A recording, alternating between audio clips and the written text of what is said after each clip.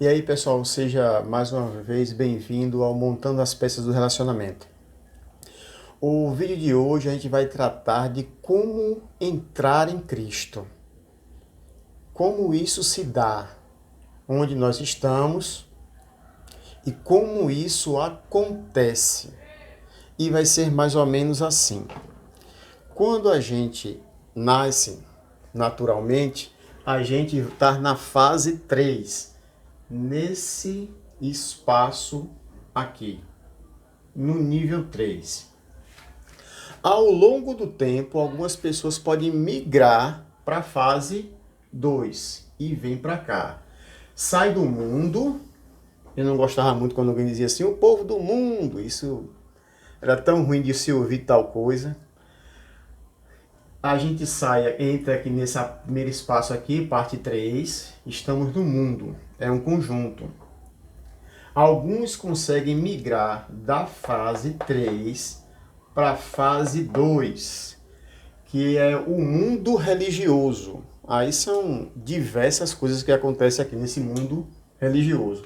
Como na fase 3 também. Mas aqui tem adoração de tudo, de vaca, de bode, de camelo, adoração de elefante. E a maior adoração que acontece no mundo religioso é a adoração do homem, a adoração de si mesmo ou dos que estão mais próximos ali. Os caras saem deusando geral. E a outra fase que alguns conseguem passar desse mundo religioso para a fase 1, estar em Cristo. Digo a vocês que estavam aqui, que já vim para cá, que daqui eu já balancei um pouco para aqui, que daqui eu entrei para cá e que às vezes a gente vê que mesmo aqui ainda tem muito resíduo em nós, desse período aqui e desse período aqui. Aí o Senhor diz que devemos fazer morrer os períodos que está fora de Cristo. E hoje vamos falar sobre esse tema. Estar em Cristo. Como entrar em Cristo. No vídeo passado, a gente falou do 2.4, a gente falou o que tem em Cristo. A gente já sabe o que tem em Cristo. E precisamos do que tem nele. E agora vamos nesse vídeo falar como entrar e usufruir dessas coisas que tem em Cristo. Que o Senhor nos conceda a graça e que essa palavra, Senhor, venha falar ao nosso coração, que essa palavra venha como uma espada de dois gumes para discernir, Senhor, aquilo que vem do Senhor e aquilo que não vem do Senhor. Em nome de Jesus, Senhor. Amém. Então, o primeiro texto que a gente vai ver, falar um pouco sobre Cristo, o que ele fez e como entrar nele. E diz assim, João 1, de 1 ao 3, diz assim, no princípio, ele era o verbo é a palavra em ação. E essa palavra estava com Deus e essa palavra era Deus. Ele estava no princípio com Deus. Todas as coisas foram feitas por intermédio dele quem? Cristo. E sem ele, nada do que foi feito se fez. E esse Verbo eterno, ele se esvaziou da sua divindade e se tornou homem. E Paulo relata isso escrevendo para o pessoal de Filipe. E diz assim no capítulo 2 de Filipenses 2, do 5 a 8. Paulo diz que os irmãos deveriam ter essa atitude de Cristo. E ele diz assim, tenha em vocês, Filipenses 2, do 5 a 8, o mesmo sentimento que houve em Cristo Jesus, que subsistia, quer dizer, que antes existia em forma de Deus, ele não considerou ser igual a Deus, coisa que se devia apegar-se. Antes, a si mesmo ele se esvaziou da divindade, assumiu a forma de servo, ficou abaixo. Tornando-se em semelhança de homem, ele foi reconhecido em figura humana e a si mesmo se humilhou, tornando-se obediente até a morte e morte de cruz. O Deus Todo-Poderoso abriu mão de ser Deus para se tornar servo. De como servo, ele poderia vir como rei, mas ele preferiu vir como o menor de todos, como servo lava-pé, como fala em algumas passagens. E como servo ele poderia ser puro, mas ele e não pecar. E ele não pecou, mas ele assumiu os nossos pecados. De Deus se tornou homem, de homem foi o mais humilde e de mais humilde se tornou pecador por causa de nós, para nos resgatar. Tentando a gente compreender esse Filipenses 2, do 5 a 8, por mais que a gente tente entender esse texto, ele é muito profundo. Porque Deus abriu mão de ser Deus para se tornar homem. Vamos colocar aqui, por exemplo, eu não sou biólogo, não entendo muito disso, mas vamos supor que os sapos começassem a fazer coisas diferentes e aquilo influenciasse muito na criação. E Deus decidisse matar todos os sapos. E alguns que conhecem de biologia disseram, não, Senhor, se o Senhor matar os sapos, vai interferir muito no ecossistema. Muitas pessoas morrem por ano com dengue, chikungunya e inúmeras outras coisas. E o sapo é predador natural das larvas. E se o Senhor matar os sapos, exterminar os sapos, o sistema ele perde o equilíbrio. Aí ele chega para você e diga assim, tudo bem, eu não vou matar os sapos, mas você vai se tornar um sapo e você vai dizer aos outros sapos como deve viver. Ah, alguns sapos não vão gostar de você não. E vão fazer de tudo para lhe matar rapidamente. Não se preocupe, eles vão lhe matar. Mas eu vou lhe ressuscitar. E você vai voltar não à sua forma humana. Nunca mais você vai voltar ao que era. Mas você vai ser um lindo sapo, glorificado, onde a morte não vai lhe tocar mais. E você vai estar por cima de todos os sapos. Você vai ser o rei dos sapos. Agora, a sua forma humana, nunca mais você vai ter. Tá afim? Nenhum de nós ia aceitar isso. Nós não aceitaríamos ser, mesmo sendo criado, se tornar uma outra criatura. Ele fez isso por nós e isso interferiu muito, os nossos pecados interferiram muito na vida de Cristo. Cristo se resumiu a um corpo da dimensão dele, pode-se dizer microscópica, como um grão de areia, como ele se refere à humanidade.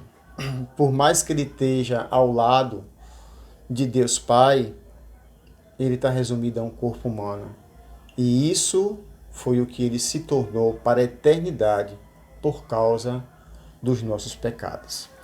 1 Pedro 2,22 diz, ele nunca pecou e nem na sua boca se achou engano. Nunca enganou ninguém. Em Atos 10,38 diz assim, como Deus ungiu a Jesus de Nazaré com Espírito Santo e poder, o qual andou por toda parte, fazendo bem e curando a todos os oprimidos do diabo, porque Deus era com ele.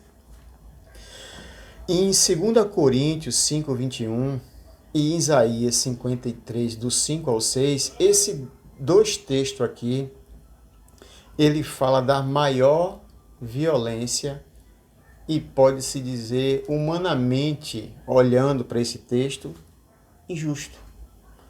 Os mais sofridos e injustos. Diz assim, 2 Coríntios 5,21, Deus tornou pecado por nós, tornou ele pecado por nós, para que nele fôssemos feito justiça de Deus.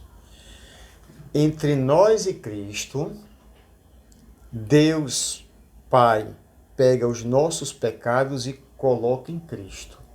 E pega a santidade de Cristo, a pureza de Cristo e coloca em nós. É isso que o texto diz.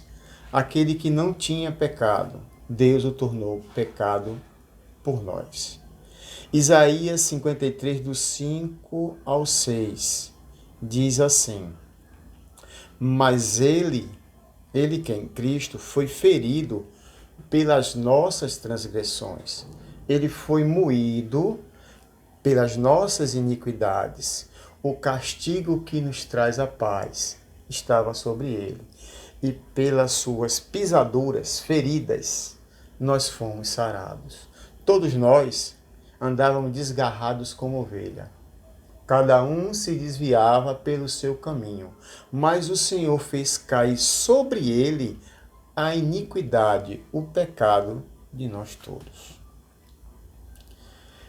Ele, enquanto a gente era curado, ele era condenado. Deixa eu tentar trazer isso aqui para vocês. Vamos supor que a gente vá para... A gente tenha família. E nessa família, seja mais ou menos você, a sua esposa ou o seu esposo e uns 3 filhos. E você está no auge do casamento, uns 25 anos de casamento, e você quer fazer a comemoraçãozinha só entre família. E você pega o seu filho mais velho e sai para comprar um bolinho e deixa os 2 filhos mais novos e a sua esposa em casa. Então, quando você chega, você já não vê o menino correndo, a zoada, aquele falatório, vê logo um silêncio. Tente analisar isso. Você chega em casa, escuta o silêncio, não vê ninguém. Estava todo mundo tão animado. Vamos supor que você entre na casa e você note que a porta foi forçada. Tente imaginar isso. E você vai entrando na casa e vai percebendo que a casa tem manchas de sangue na parede como se fossem mãos. E você vai e entra no quarto, e quando você olha para o quarto, você vê aquele sangue escorrendo da tua esposa ou do teu esposo e os 2 filhos mais novos. Como é que fica todo o propósito, tudo que você sonhou para a família, todos os sonhos? Ah, ele vai ser isso, ele vai ser aquilo. Como é que fica todo o propósito sonhado para a família? Vamos supor que, eu creio que no Brasil, quando era império ainda, no início tinha pena de morte, mas voltou a não ter. Ainda bem que não tem, senão teria muita injustiça com essas tais de pena de morte. Mas vamos supor que fosse decretado, fosse pego a pessoa que fez isso com a tua família e ele fosse preso. E o juiz dessa sentença, no dia tal, na hora tal, esse rapaz que fez isso com essa família, ele terá que ser morto. E você para e diz: seu juiz, eu queria falar. Ele disse: pois não. Ele solta esse homem, deixa ele ir embora. O juiz e toda a humanidade ia olhar para você e dizer: rapaz, o cara, depois que o que passou com a família dele, ele não está batendo bem das ideias, não. Mas o juiz tenta trazer ordem ao tribunal e diz: olha, eu não sou um palhaço, nem aqui é um circo. A sentença foi dada, e no dia tal, na hora tal, ele vai sentar na cadeira elétrica. Aí você vai à parte e conversa com o teu filho mais velho. E chega para o teu filho mais velho e diz assim: juiz, pode soltar esse homem. Quem vai morrer no lugar desse criminoso é o meu filho. Já imaginou tal coisa? Assim Deus fez. O diabo invadiu a família de Deus, o sonho de Deus, e esquartejou. Quando tudo estava destruído e a gente ia ser condenado, Jesus assume a cadeira elétrica e senta no meu e no seu lugar. Então assim foi o que o Senhor fez. Apocalipse diz assim, 5:9. fala que o que os anjos estavam cantando, e nesse canto ele diz assim: Tu és digno de receber o livro e abrir os selos, pois foste morto e com o teu sangue comprasse para Deus Pai, né? Todo homem, toda tribo, língua e nação. O sangue de Cristo pagou pelo preço de toda a humanidade. Atos 2:24. Ele venceu a morte e ressuscitou. Atos 2:24. Mas Deus o ressuscitou dos mortos, rompendo os laços, as cadeias da morte, porque era impossível que a morte o tivesse. Ele foi para o inferno, mas o inferno não pôde deter, porque ele era inculpável. A culpa não era dele, ele era o inocente. Assim como muitos inocentes são presos e é provada a inocência e ele não pode ficar no presídio. Ele é solto. Assim também, Deus o ressuscitou, rompendo os laços da morte e trazendo de volta. Atos 2:36. E Deus o exaltou. Portanto, fique certo disso, que a esse Jesus que vós crucificasse, Deus o fez Senhor e Cristo. Senhor, com S maiúsculo, se você for no dicionário, significa Deus. Lhe fez Deus e Cristo, o ungido. É o que significa a palavra Cristo. Filipenses 2, do 9 ao 11, fala que todo joelho deve se dobrar ao Senhor. Por isso Deus o exaltou sobremaneira, que lhe deu o nome que está acima de todo nome, que para o nome de Jesus se dobre todo joelho no céu, na terra e debaixo da terra, e que toda língua confesse que Jesus Cristo é o Senhor, para a glória de Deus Pai. Senhor, com S maiúsculo, significa Deus, ou dono, que todo mundo diga: Jesus Cristo é o meu dono, para a glória de Deus Pai. E depois que ele foi exaltado, ele faz um convite à humanidade. Mateus 11, 28 e 29. Vinde a mim, vós que estáis cansados e sobrecarregados, que eu vos aliviarei. Tomai sobre vós o meu jugo e aprendam de mim, que sou manso e humilde de coração, e acharei descansos para as vossas almas.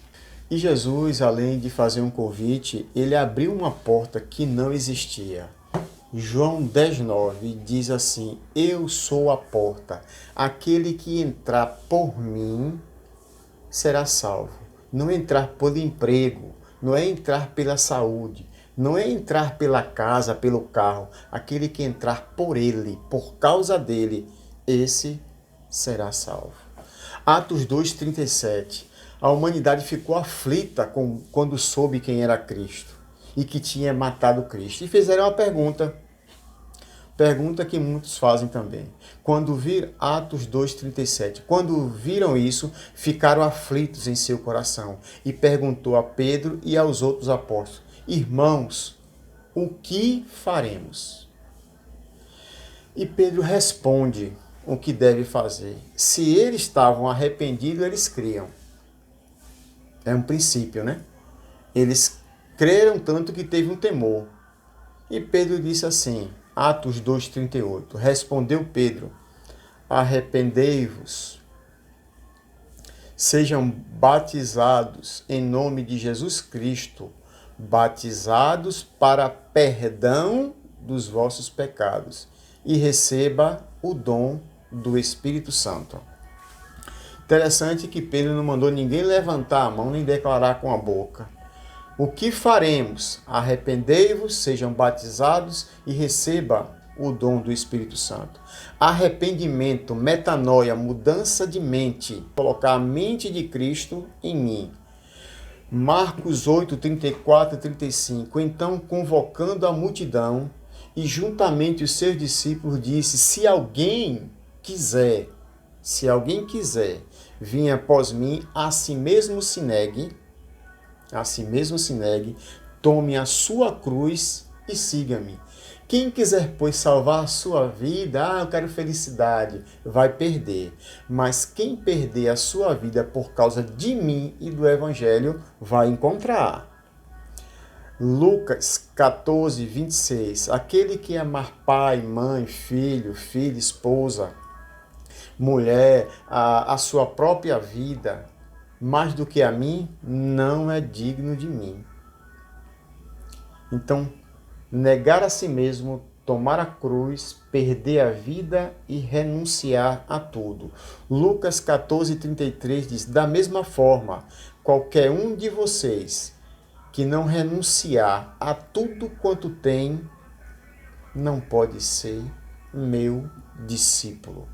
Você não vai conseguir me seguir. Negar a si mesmo é muito diferente do que deixar de beber e fumar. É muito mais profundo. Porque deixar de beber e fumar são a periferia das coisas. Mas negar a si mesmo é algo muito profundo e interno. Você abrir mão do seu reino para se submeter ao reino de Cristo. E ele ser o seu cabeça. E aqueles que passaram por isso, de negar a si mesmo, de arrependimento, de metanoia, ele deve ter agora o próximo passo, que é ser batizado.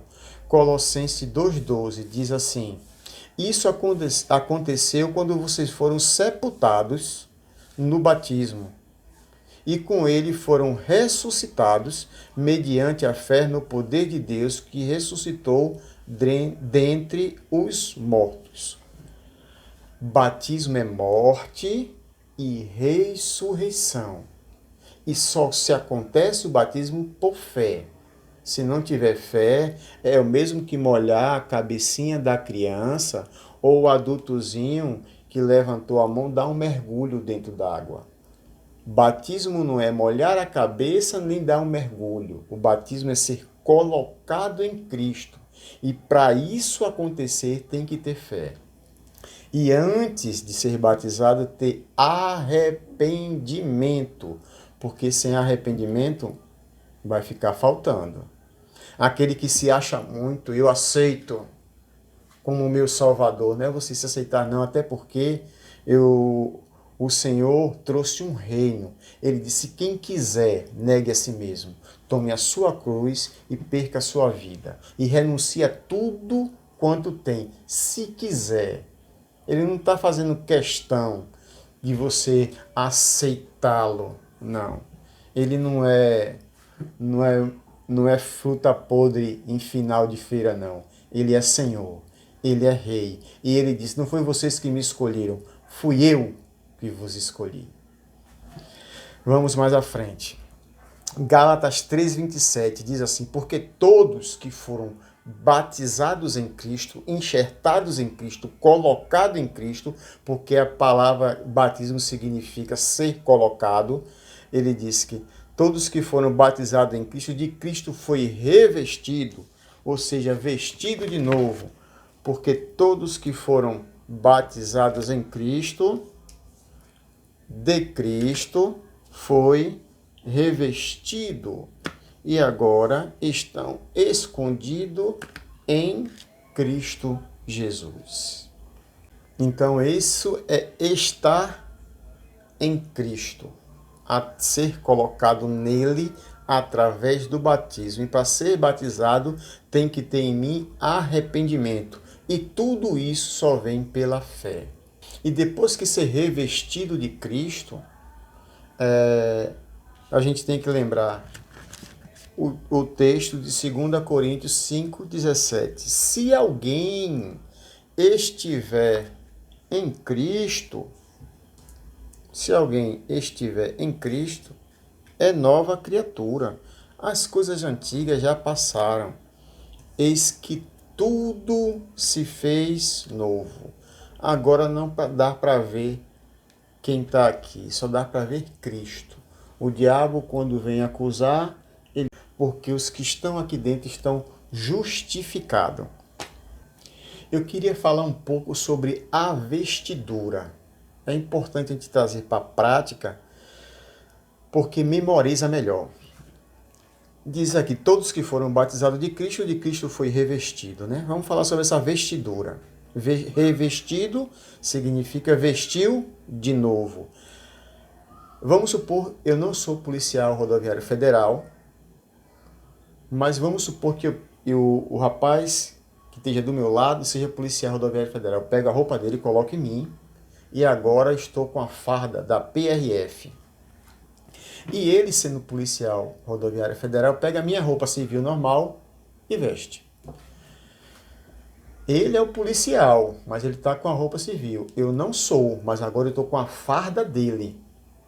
Ele, sendo policial com a roupa civil, se ele mandar você parar o carro na BR, mandar encostar, você encosta ou acelera mais para que ele saia da frente? Vamos supor agora que eu não sou policial, mas eu estou com a farda dele. E quando você está vindo com o carro, eu mando você encostar. Você encosta ou não? É claro que encosta. Agora encosta porque você está vendo a vestidura, a farda. Então é importante lembrar disso.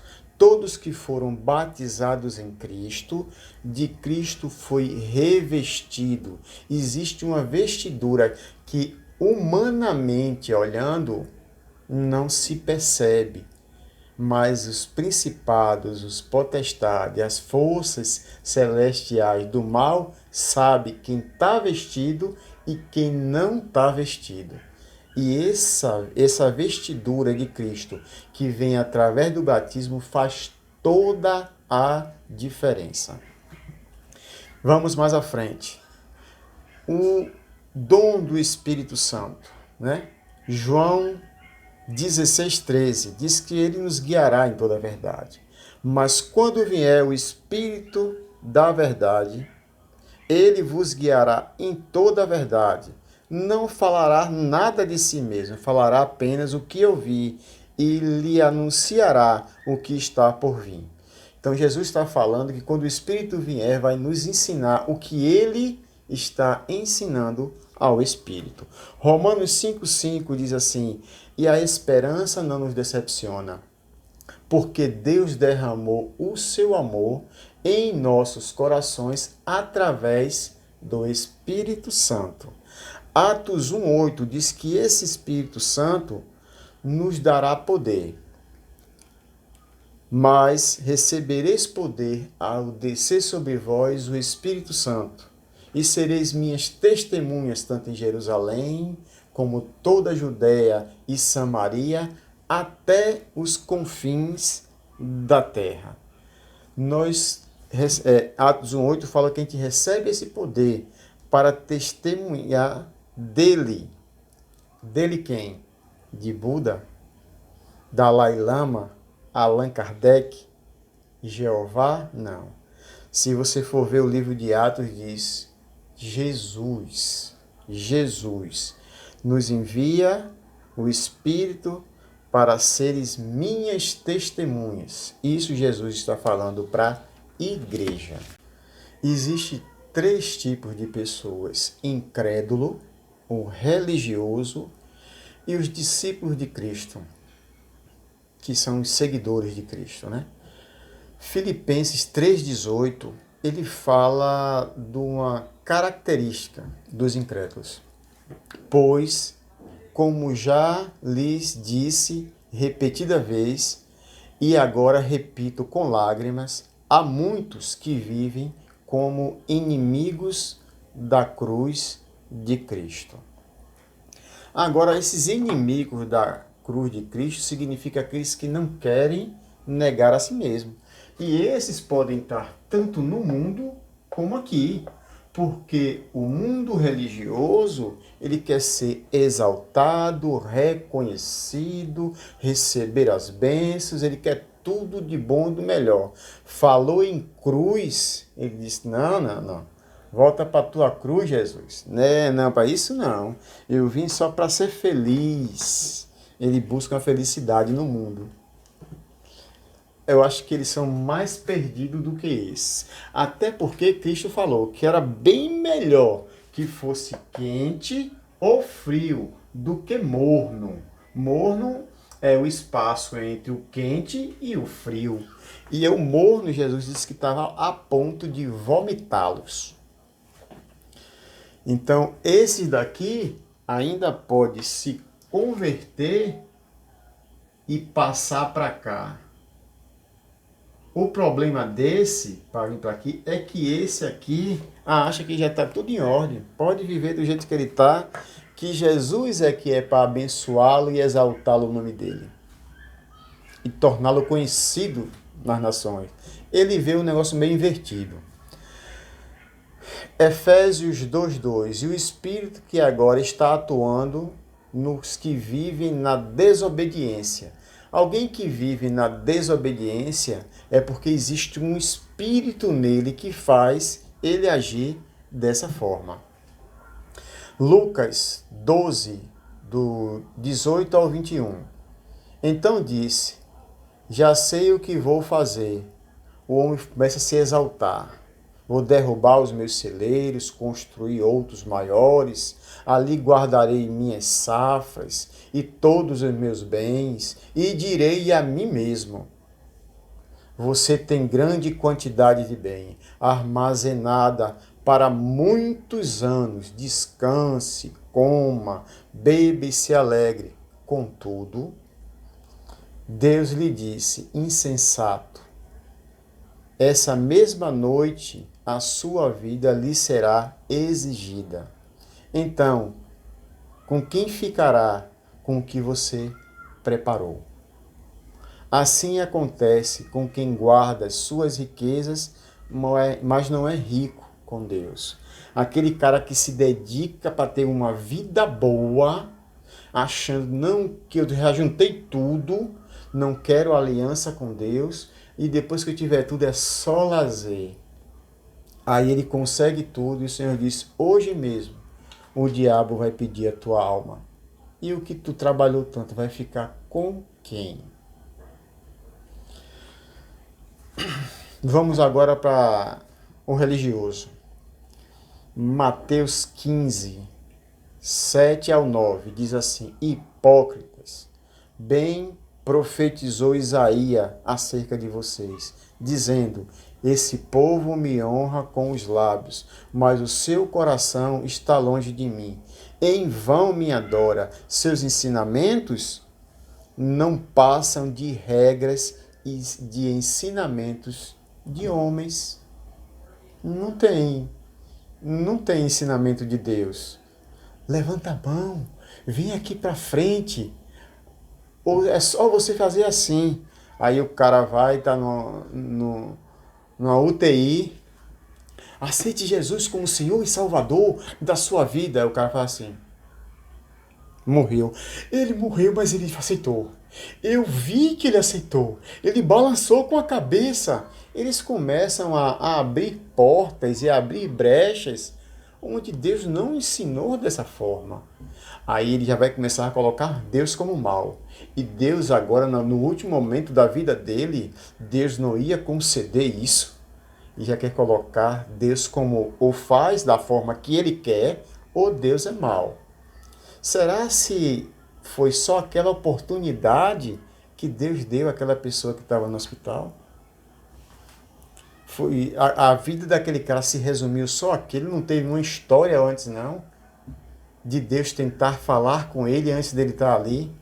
Então a gente tem aqueles que passam a vida toda sem falar de Jesus para ninguém. Quando o cara está na UTI, ele quer fazer o tal do apelo.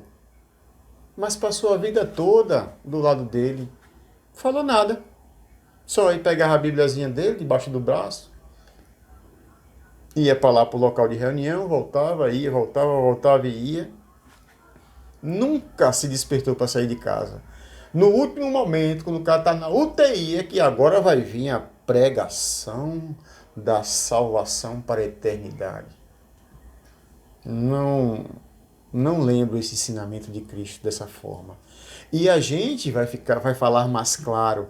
Toda a boca que não se preocupe não. Cada texto que falar sobre isso, a gente vai ler todo o capítulo sobre o assunto e você vai entender quem é que está falando ali e quem é que ele disse todo aquele.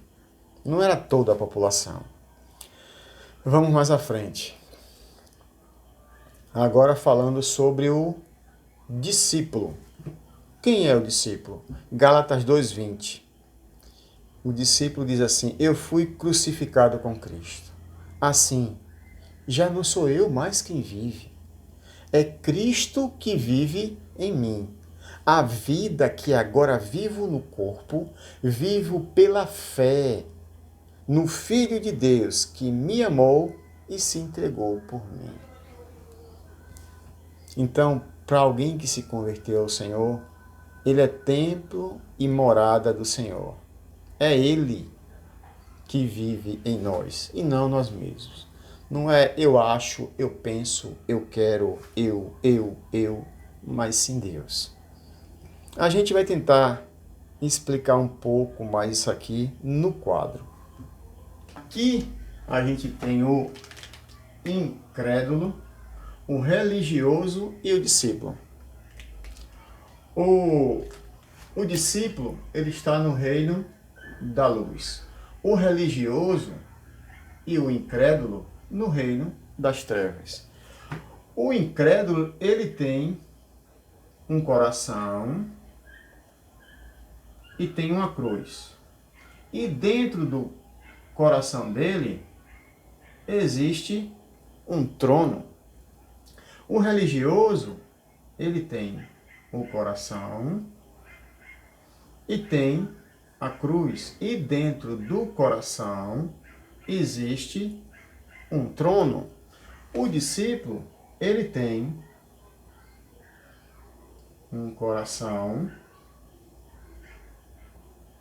Dentro do coração tem um trono e tem a cruz. O incrédulo não quer dizer que é um cara ruim, não. Tem cara que cuida da família, faz tudo direitinho, organizado, paga as contas, colégio do menino, não tem problema não.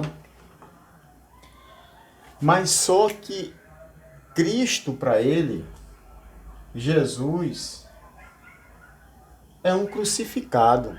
Não conta para ele. Quem paga as contas dele é ele. É ele por ele. O religioso, esse aqui é uma figura. Esse aqui faz as coisas para Deus quando agrada a ele. Quando ele está no trabalho, que diz assim, atende o telefone, ele atende. Aí o patrão disse, diga que eu não estou não. Aí ele, sabendo que Jesus é a verdade, caminho, verdade e a vida. E que o pai da mentira é o demônio, mas ele quer saber do emprego. Ele é religioso. Sim, não está não, não está viajando, não volta agora não. Deus sabe que eu preciso desse emprego. Ele nunca conheceu o Senhor, ele não confia em Deus. Quando chegar nos momentos extremos, ele abandona aquela vida e faz o que ele quer, porque a semente que está dentro dele é uma semente do espírito da desobediência. E ele tenta justificar. Então ele faz a vontade de Deus quando agrada a ele. Quando não agrada, Jesus, olha, volta para a tua cruz, que quem manda na minha vida sou eu. E o eu é entronizado. Esse daqui é mais difícil de se converter, porque já se acha o cara, do que o incrédulo. Porque o incrédulo pode vir e dizer, rapaz, eu acho que eu preciso dessa vida. E um dia pode tomar a postura de ser um seguidor de Cristo. E o discípulo? O discípulo também tem o eu.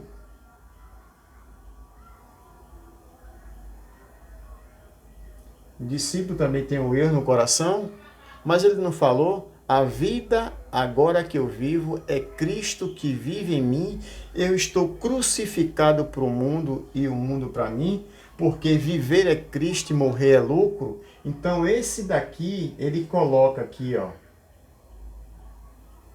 Jesus. no trono e ele vem para cá. Eu já estou crucificado para o mundo e o mundo está crucificado para mim. Essa é a diferença. No dia a dia, no mundo religioso que a gente viu, tudo parece igual, mas são nas situações difíceis que você vai ver se você é incrédulo, se você é um religioso ou se você é um discípulo do Senhor. Então a palavra de Deus disse em Atos 2, 37 a 41. Quando viram isso, ficaram aflitos em seu coração e perguntaram a Pedro e aos outros apóstolos: Irmãos, o que faremos? Pedro disse: Arrependam-se e cada um de vós seja batizado em nome de Jesus Cristo para perdão dos seus pecados e receba o dom do Espírito Santo. Essa promessa é para vocês, para os seus filhos, para todos os que estão longe, para todos quantos